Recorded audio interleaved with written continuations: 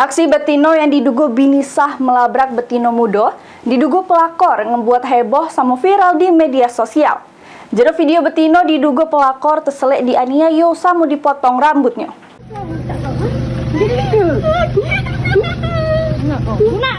Aksi Betino yang diduga bini sah melabrak sikok Betino muda, yang diduga pelakor ngebuat heboh warga Tulung Selapan Ogan Kumbring Ilir.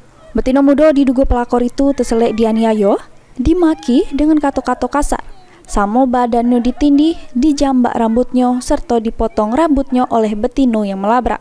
Video bernarasi pelakor versus bini sah ini pun viral di sejumlah platform media sosial.